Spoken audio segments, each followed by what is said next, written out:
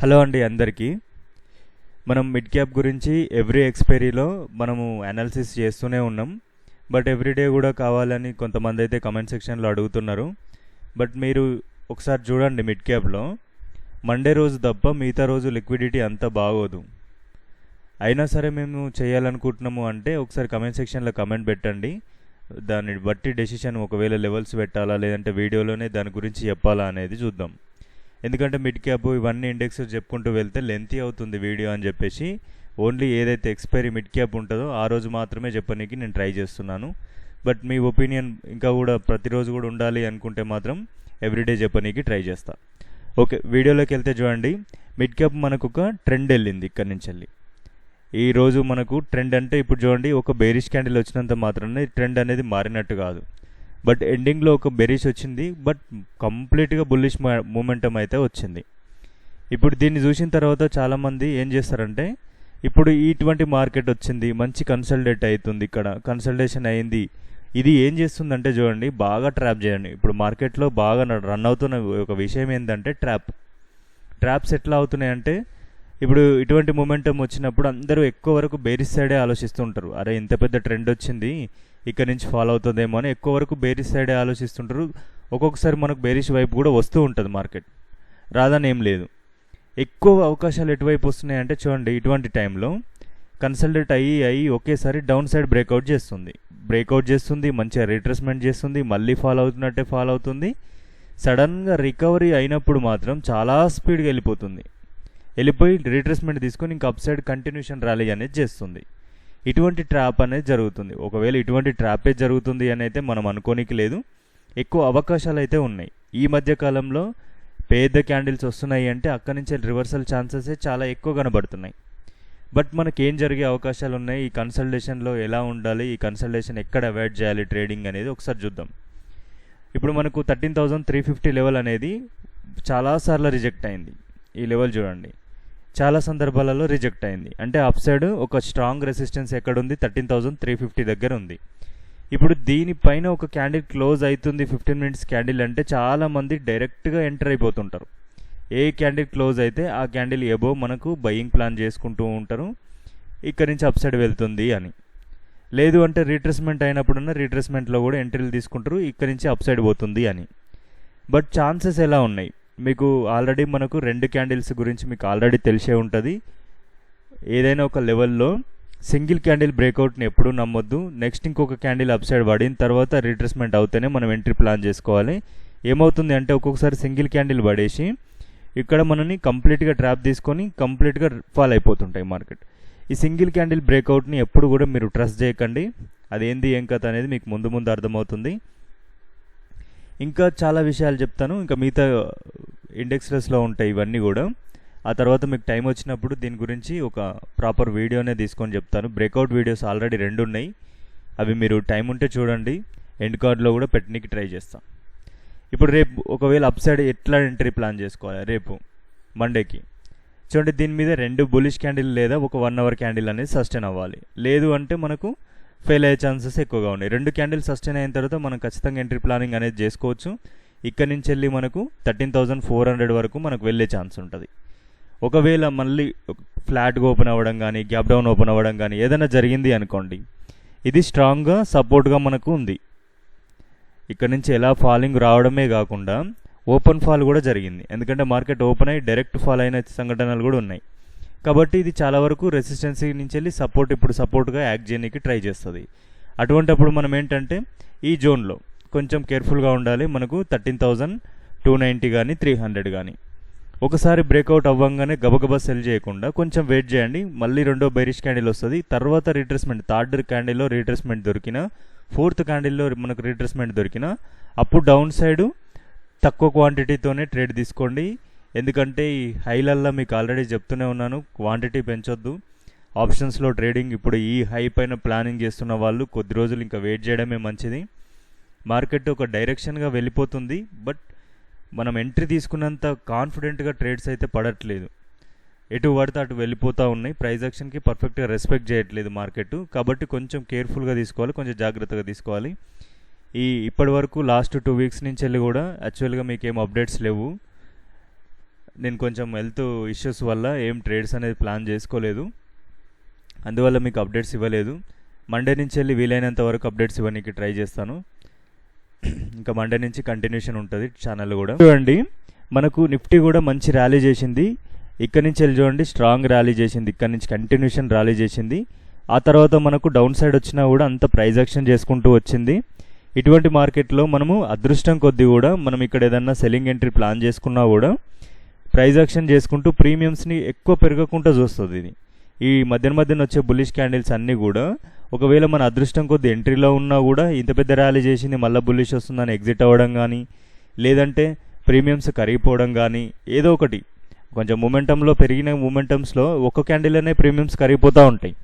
అటువంటిది కూడా జరుగుతూ ఉంటుంది. కాబట్టి దీంట్లో పెద్దగా ఈ బెరిష్ మూవ్లో మనం మంచి ఎంట్రీ తీసుకున్నా కూడా పెద్దగా ఒరిగింది లేదని నేను అనుకుంటున్నా. ఓకే, ఆ రోజు మీరు ఎవరైనా ట్రేడ్ చేసి ఉంటే కమెంట్ సెక్షన్లో చేయండి కమెంట్. ఇప్పుడు చూసుకుందాం, ఇప్పుడు రేపటి పరిస్థితి ఏంది. రేపు చూడండి, మార్కెట్లో ఈ ఇంత పెద్ద ర్యాలీలో కూడా మనకు బేరిష్ అయితే వచ్చింది. ఎలాంటి టైంలో మనకు బేరిష్ ఛాన్సెస్ ఉన్నాయంటే చూడండి, హై నుంచి వెళ్ళి మనకు ఒక చిన్న రిజెక్షన్ క్యాండిల్ వచ్చిన తర్వాత ఫాలింగ్ అనేది వస్తుంది. మనకు కన్ఫర్మ్ ఎక్కడ అవుతుంది, ఈ క్యాండిల్ వచ్చిన తర్వాత ఒక బేరిష్ క్యాండిల్ కన్ఫర్మ్ అయితే ఓకే, ఇక్కడ నుంచి బేరిష్ మూమెంటం అనేది వస్తుంది. చిన్న చిన్న స్కాల్పింగ్లు చేసుకోనికి మాత్రమే వర్క్ అవుతుంది ఇది. మీరు మళ్ళీ చూసి దీనిలో లాంగ్ ఎంట్రీస్ ప్లాన్ చేసుకుంటాం అనుకోవద్దు. ఆల్ టైమ్ హైలో చిన్న రిజెక్షన్ క్యాండిల్ వచ్చిన తర్వాత మళ్ళీ కన్ఫర్మేషన్ 50 మనకు బేరిష్ క్యాండిల్ వస్తే దీని బేరిష్ క్యాండిల్ 50% నుంచి వెళ్ళి మనం సెల్లింగ్ ప్లానింగ్ అనేది చేసుకోవచ్చు. 1:1, 1:2లో ప్లానింగ్ ఏదైనా ఉంటే చేసుకోవచ్చు. ఇక్కడ కూడా చూడండి, ఇక్కడ చిన్న రిజెక్షన్ క్యాండిల్, తర్వాత బేరిష్ 50% వచ్చినా రాకపోయినా ఇక్కడ రాలేదు, ఇక్కడ వచ్చింది 50%కి, ఇక్కడ నుంచి మళ్ళీ ఫాల్ వచ్చింది. ఇటువంటిది చిన్న స్కాల్పింగ్ ఉంటే చేసుకోండి, కానీ బేరిష్ ఎక్కువ చేయకూడదు నిఫ్టీలో. ఎందుకంటే దీంట్లో ఎక్కడి నుంచి అయినా బౌన్స్ వస్తున్నప్పుడు చాలా పెద్ద క్యాండిల్స్ వస్తున్నాయి. ఇక్కడ చూడండి, మనకు ఒక రిజెక్షన్ క్యాండిల్ ఉంది, ఇక్కడ ఎవరన్నా లాక్ అయి ఉంటే మాత్రం చాలా ఇబ్బంది అవుతుంది. ఈ బేరిష్ క్యాండిల్లో ఈ విక్కు చూడండి, ఈ విక్కు కిందికి వెళ్ళేటప్పుడు చాలా స్పీడ్గా వెళ్తుంటుంది, ప్రీమియమ్స్ చాలా స్పీడ్గా పెరుగుతాయి. ఇది సడన్గా రిజెక్ట్ అయి పైనకి వెళ్తే జస్ట్ ఫ్యూ మినిట్స్లోనే వాళ్ళు కంప్లీట్గా ఎగ్జిట్ కూడా కాలేనన్ని పాయింట్స్ లాస్ అవుతారు. కాబట్టి ఇటువంటి క్యాండిల్స్ పడుతున్న దగ్గర మనం చాలా కేర్ఫుల్గా ఉండాలి. ఇప్పుడు మనకు అప్ సైడ్ వెళ్ళిపోయిన మార్కెట్లో ఈ క్యాండిల్ అంతా కూడా, క్యాండిల్ విక్ పార్ట్ అంతా కూడా డిమాండ్ జోన్గానే పనిచేస్తుంది. ఇప్పుడు ఇదంతా కన్సల్టేషన్, ఇదంతా డిమాండ్ జోనే. మనం ఈ జోన్లోకి వచ్చింది అంటే మార్కెట్ 26,110 ఈ లెవెల్కి మార్కెట్ వచ్చింది అంటే ఎక్కడి నుంచైనా బౌన్స్ అవ్వచ్చు. మనం కరెక్ట్గా ఆ నుంచే అవుతుందా లేదా అనేది మనం అక్కడ పడుతున్న క్యాండిల్స్ని బట్టి మనం బేస్ చేసుకొని ఎంట్రీ ప్లాన్ చేసుకోవాలి. మనకు 26,032 వరకు మనకు స్ట్రాంగ్ జోన్ ఉంటుంది, మనకు 26,000 వరకు కూడా దీంట్లో డిమాండ్ జోనే. ఇదంతా కూడా డిమాండ్ జోన్ 26,100 నుంచి వెళ్ళి 26,000 వరకు ఈ 100 పాయింట్స్ నుంచి వెళ్ళి ఎక్కడి నుంచైనా బౌన్స్ కావచ్చు. ఒకవేళ 26,110 కిందికి వచ్చింది మార్కెట్ అంటే సెల్లింగ్ ప్లాన్లు ఉంటే ఆపేసుకోండి. ఒకవేళ బయింగ్ ఛాన్సెస్ ఉంటే మాత్రం మనకు బౌన్సింగ్, ఇక్కడ మనకు బులిష్ సింగిల్ ఫింగర్స్ ఏదన్నా వస్తే మనం ఇక్కడ నుంచి అప్ సైడ్ ప్లానింగ్ అనేది చేసుకోవాలి, లేకపోతే లేదు. ఇంకా అప్ సైడ్ ఎంటరా, ఒకవేళ ఆల్ టైమ్ హై ఉంది కదా, దీన్ని కూడా బ్రేక్అవుట్ చేసి 2 క్యాండిల్ సస్టైన్ అయినాయి అంటే మళ్ళీ రీట్రేస్మెంట్ మీద అప్ సైడ్ ఎంట్రీ ప్లాన్ చేసుకోవచ్చు. పైనకి వెళ్ళే ఛాన్సెస్ ఎక్కువగా ఉన్నాయి. అది కంటిన్యూషన్లో మనం ఎంటర్ అవ్వచ్చు.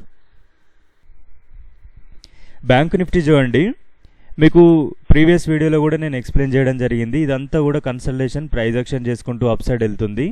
ఒకవేళ డౌన్ సైడ్ వస్తే కనుక మనకు ఇదంతా కూడా తినేస్తుంది. ఇక్కడ ఏదైతే ఉందో లాస్ట్ బేరిష్ క్యాండిల్ ఏదైతే ఉందో చూడండి, స్ట్రాంగ్ మూమెంటం వచ్చింది దీంట్లో, ఇదంతా కూడా స్ట్రాంగ్ మూమెంటం. ఇటువంటి మూమెంటంలో మనకు వీక్ ఇక్కడైంది, ఇక్కడైంది, ఇక్కడ నుంచి వెళ్ళి అంతా కూడా ప్రైజ్ యాక్షన్ చేసుకుంటూ పైనకి కిందికి పోతా ఉంది మార్కెట్. మనకి ఇప్పుడు ఒకవేళ డౌన్ సైడ్ వస్తే మాత్రం ఈ వీక్నెస్ని, ఎక్కడైతే వీక్నెస్ బయింగ్ ఉందో అక్కడి వరకు రావాలి. బట్ ఇంకా కొంచెం దగ్గరకు వచ్చిపోయింది. ఇదంతా కూడా లాస్ట్లో ఉన్న బేరిష్ క్యాండిల్ ఏదైతే ఉంటుందో అదంతా డిమాండ్ జోన్గానే పనిచేస్తూ ఉంటుంది. యాక్చువల్గా ఈ వీక్నెస్లు ఉన్నది ఎక్కడ స్టార్టింగ్ వీక్నెస్ ఈ బేరిష్ క్యాండిలే కదా. ఈ క్యాండిల్ అంతా కూడా బౌన్సీ క్యాండిల్, ఇక్కడికి వచ్చిందంటే మూమెంటం వచ్చే ఛాన్సెస్ ఎక్కువగా ఉంటాయి. ఇదంతా డిమాండ్ జోన్. ఇప్పుడు ఎట్లా ఓపెన్ అయ్యి ఇట్లా వెళ్ళిపోయిందో మార్కెట్ అటువంటిది అన్నట్టు. ఇది ఒకసారి బ్రేక్అవుట్ చేసింది అంటే మనకు మళ్ళీ కిందే సస్టైన్ అయితే కిందికే పోతుంది. ఒకవేళ ఇక్కడ ఎక్కడన్నా బౌన్స్ అయ్యి ఒకవేళ బ్రేక్అవుట్ అయినా కూడా తిరిగి ఇమీడియట్లీ అప్ సైడ్ వస్తేనే మనకు అప్ సైడ్ పోతుంది. లేదు కొంచెం కన్సల్టేట్ అయ్యి ఇక్కడిక్కడే తిరుగుతుంది అంటే డౌన్ సైడ్ వెళ్ళిపోతుంది. కాబట్టి ఈ లెవెల్లో జాగ్రత్తగా ఉండడానికి ప్రయత్నం చేయరు. మనకు ఈ లెవెల్ చాలా ఇంపార్టెంట్. ఇదంతా కూడా స్పీడ్ మూమెంటం వచ్చింది. ఒకవేళ కనుక ఈ జోన్ ఉంది కదా 53,680 కింద 2 బేరిష్ క్యాండిల్ సస్టైన్ అయినాయి అంటే రిట్రేస్మెంట్ మీద ఎంట్రీ ప్లాన్ డౌన్ సైడ్ తీసుకోవచ్చు. అక్కడ నుంచి మనకు డౌన్ సైడ్ ఏ లెవెల్స్ ఉన్నాయో ఈ లెవెల్స్ వరకు రావచ్చు. దీంట్లో మాత్రం బ్యాంకు నిఫ్టీలో ఐసిఐసి బ్యాంకుని, హెచ్డిఎఫ్సి బ్యాంకుని కొంచెం ట్రాక్ చేయండి. అది ఎటు వెళ్తుంది ఏం కథ అనేది మీరు కొంచెం ఐడియా ఉండాలి మీకు కూడా. ఓకేనా. ఒకవేళ దీంట్లో అప్ సైడ్ ఎంట్రీ ప్లాన్ చేసుకుంటే మాత్రం ఒకవేళ గ్యాప్ అప్ అయితే జాగ్రత్తగా ఉండండి. దీంట్లో ఎటువంటి ట్రేడ్స్ లేవు. ఒకవేళ డౌన్ సైడ్ వస్తేనే మనకి లెవెల్స్లో ప్లానింగ్ అనేది ఉంటుంది. ఇక మధ్యలో ఉంది మార్కెట్ అంటే మీకు ఎటువంటి ఎంట్రీస్ లేవు, దీంట్లో ఎంటర్ అవ్వడానికే లేదు. ఒకవేళ పెద్ద గ్యాప్ అప్ అయి మళ్ళీ ఏదైతే రిజెక్షన్ ఉందో ఇక్కడికి వెళ్తే మనం ఎంట్రీ ప్లానింగ్ అనేది చేసుకోవచ్చు. లేదు దీనిపైన సస్టైన్ అయితే అప్ సైడ్ ప్లానింగ్ చేసుకోవచ్చు. అవన్నీ కూడా మీకు టెలిగ్రామ్లో ఫిన్ నిఫ్టీ చూడండి. ఫిన్ నిఫ్టీ కూడా సేమ్ బ్యాంక్ నిఫ్టీ లాగానే ఉంది ప్రస్తుతానికైతే. దీంట్లో కూడా మనం ఎంట్రీ తీసుకోవాలనుకుంటే 24,786 దగ్గర కానీ, ఇక్కడ మనకు ఒకవేళ 24,720 దగ్గర కానీ, ఈ రెండిట్లలో ఎక్కడైనా కూడా మనకు మీకు కూడా అక్కడ ఆ లెవెల్స్లో మీకు ప్రైజ్ యాక్షన్ ప్రకారం మీకు ఎంట్రీ లాగా కనపడితే అక్కడ ప్లాన్ చేసుకోండి. లేదంటే దీంట్లో కొంచెం ఇంకా సెల్లింగ్ కంటిన్యూషన్ అవ్వచ్చు. ఒకవేళ ఈ లెవెల్స్లో దొరకకుండా కిందికి వెళ్ళిపోతే మాత్రం దీంట్లో కూడా ట్రేడ్ చేయడానికి లేదు. నిఫ్టీలో కానీ మనం మిడ్ క్యాప్లో కానీ ట్రై చేయండి. బ్యాంక్ నిఫ్టీలో కానీ దీంట్లో కానీ డౌన్ సైడ్ వెళ్ళిపోతే మనకు బ్యాంక్ నిఫ్టీలో నన్ను ఎంట్రీ ఉంది కానీ ఫిన్ నిఫ్టీలో లేదు. చూడండి మనకు ఇది కొంచెం డిమాండ్ జోన్లలో కూడా లెవెల్స్ ఇంకా ఎక్కువగా ఉన్నాయి. కొంచెం జాగ్రత్తగా ఉండాలి. దీంట్లో కంప్లీట్గా అప్ సైడ్ వెళ్తే మాత్రమే మనం ఎంట్రీ ప్లానింగ్ అనేది చేసుకోవాలి. దీన్ని కంప్లీట్గా పైకి వెళ్ళడం అనేది రేపు ఓపెనింగ్ని బేస్ చేసుకొని ఉంటుంది, ఎక్కడ ఓపెన్ అవుతుంది ఏం కథ అనేది. ఒకవేళ కనుక ఈ జోన్ 24,720 కింద ఓపెన్ అయింది అంటే మనకు రీట్రేస్మెంట్ మీద సెల్లింగ్ ప్లాన్సే ఉంటాయి. ఇంకా కొన్ని డౌన్ సైడ్ లెవెల్స్ ఉన్నాయి, అవి కూడా చూసుకోండి. క్రూడ్ ఆయిల్ చూడండి. ఇదంతా కూడా మీకు ప్రీవియస్ వీడియోస్లో ఎక్స్ప్లెయిన్ చేసిన, జస్ట్ షార్ట్గా చెప్పేసి మళ్ళీ రేపటి గురించి మాట్లాడుకుందాం. చూడండి క్రూడ్ ఆయిల్లో మనకు ఒక ట్రెండ్ లైన్ తీసుకున్నాం. ఒకసారి ట్రాప్ చేసింది. ఒకసారి ఎప్పుడైతే ట్రాప్ చేసిందో ట్రాప్ చేసి పైనకి వెళ్ళింది మార్కెట్. ఇటువంటి టైంలో పైకి వెళ్ళిపోవాలి. బట్ మళ్ళీ కిందికి వచ్చింది మార్కెట్ అంటే చూడండి, ఎప్పుడైతే మనకు ట్రాప్ అయిన లెవెల్ ఉందో దాని కిందికి మార్కెట్ వచ్చింది అంటే ఇంకా దాని కిందనే ఎక్కువ వరకు ట్రేడ్ అయ్యే ఛాన్సెస్ ఉంటాయి. ఒకవేళ మళ్ళీ ఈ జోన్కి ఇక్కడ ఒక రెసిస్టెన్స్, ఇక్కడ ఒక రెసిస్టెన్స్ ఉంది కదా, ఈ జోన్స్లోకి వెళ్ళినప్పుడు మళ్ళీ బౌన్స్ డౌన్ సైడ్ వచ్చే ఛాన్సెస్ ఉన్నాయి. ఒకవేళ మళ్ళీ అప్ సైడ్ వెళ్ళాలంటే మనకు ఇక్కడ డిమాండ్ జోన్ ఉంది కదా, మనకు 5,500 నుంచి వెళ్ళి బౌన్స్ ఛాన్సెస్ ఉన్నాయి. ఇక మధ్యలో ట్రేడ్స్, లెవెల్స్ మధ్యలో ట్రేడ్స్ అనేది తీసుకోవడానికి అంత మంచిది కాదు. దీంట్లో ట్రేడ్ చేయొద్దు. ఈ లెవెల్స్ మధ్యలో ట్రేడింగ్ అనేది చేయొద్దు. ఒకవేళ ఇక్కడ ఒక ట్రేడింగ్ అనేది సెల్లింగ్ ప్లాన్ చేసుకోవచ్చు. ఇక్కడ నుంచి డౌన్ సైడ్ వచ్చే ఛాన్సెస్ ఉన్నాయి. ఇది ఒక్కటే ఉంది దీంట్లో ఛాన్స్. ఒకవేళ దీనిపైన సస్టైన్ అయితే అప్ సైడ్ ట్రేడ్ కూడా చేసుకోవద్దు. ఎందుకంటే చూడండి చాలా వరకు ట్రాప్స్ అప్ సైడే చేస్తుంది. కాబట్టి దీంట్లో కంప్లీట్గా డౌన్ ట్రెండ్లో ఉన్నప్పుడు అప్ సైడ్ ప్లానింగ్ అనేది చాలా వరకు డేంజర్. ఓకేనా. 5,500 దగ్గర ఒక డిమాండ్ జోన్ ఉంది. మనకు 5,820 దగ్గర ఒక సప్లై జోన్ ఉంది. ఈ మధ్యలో ట్రేడింగ్ ప్లానింగ్ అనేది చేయకండి. ఓకేనా. క్రూడ్ ఆయిల్ అయితే ఎవరైనా కూడా టెలిగ్రామ్లో జాయిన్ అవ్వాలి అనుకుంటే మాత్రం డిస్క్రిప్షన్లో ఉన్న లింక్ ద్వారా మాత్రమే జాయిన్ అవ్వండి. సెర్చ్ ద్వారా జాయిన్ అవ్వద్దు. ఈ వీడియోలో మాత్రం ఇంతే అండి. నచ్చితే ఒక లైక్ చేయండి. కొత్త వాళ్ళైతే సబ్స్క్రైబ్ చేయడానికి ట్రై చేయండి. Thank you.